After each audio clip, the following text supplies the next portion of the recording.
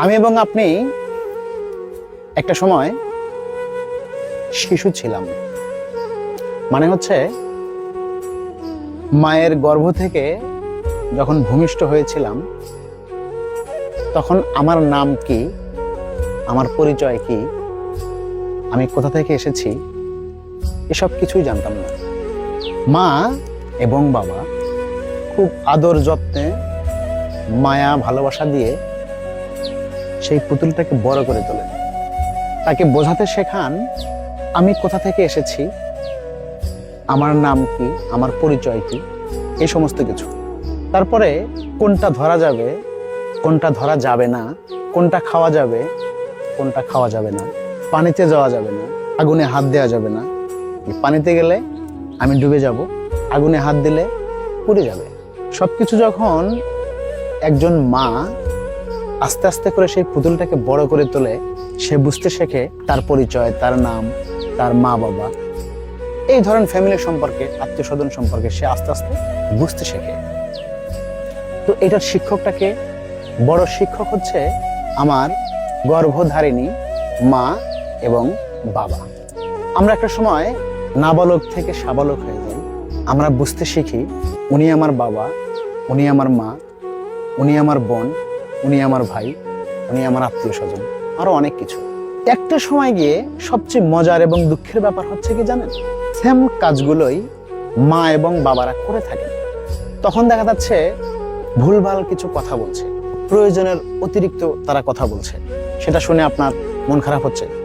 খুব সহসাই আমরা তাদেরকে চোখ রাঙাই, মন খারাপ করি, মা তুমি এইটা করলা কেন, এইটা বলো কেন, তুমি কি বোঝো না, তোমার বোধ শক্তি নেই, এটা করা যাবে না। আপনাকে বুঝতে হবে, আপনাকে যেমন করে আপনার বাবা মা আপনাকে লালন পালন করে বড় করেছে, আপনাকে অবুঝ থেকে বুঝবান করেছে, আপনি এখন বুঝেন।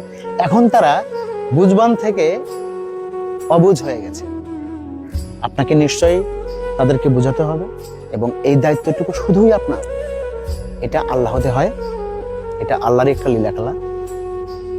কারণ দেখুন, একটা সময় আপনি শিশু ছিলেন, কিছু বুঝতেন না, আপনার বাবা মা আপনাকে বড় করেছে, মানুষ করেছে, বুঝতে শিখিয়েছে। এখন তাদের বয়সের ভারে তারা শিশু হয়ে গেছে। এটা আসলে তাদের দোষ না, এটা তাদের বয়সের দোষ।